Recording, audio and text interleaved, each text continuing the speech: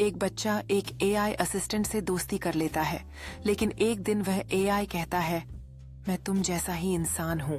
बच्चा और AI robot video game खेल रहे हैं। दोनों स्क्रीन पर ध्यान केंद्रित कर रहे हैं। खेल की रंग बिरंगी ग्राफिक्स उनके चेहरों को रोशन कर रही हैं। बच्चा खिलौनों के चारों ओर बैठा है।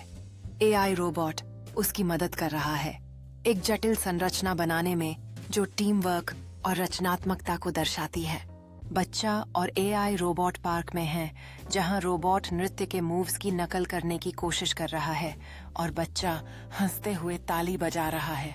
रोबोट अब आत्मविश्वास से विभिन्न नृत्य शैलियों का प्रयास कर रहा है, जबकि बच्चा उसके साथ शामिल होता है और दोनों हंसते हुए एक पल साझा करते हैं। अब बच्चा और रोबोट एक नृत्य रूटीन का प्रदर्शन कर रहे हैं, जबकि पार्क में अन्य बच्चे उन्हें देख रहे हैं और प्रोत्साहित कर रहे हैं। प्रदर्शन के अंत में बच्चा और रोबोट झुककर सलाम करते हैं, जबकि क्राउड जोश में ताली बजाते हैं। बच्चा और रोबोट बेंच पर बैठे हुए हैं, प्रदर्शन के बाद सांस ले रहे हैं और अपने अगले नृत्य रूटीन के बारे में उत्साहित होकर बातें कर रहे हैं।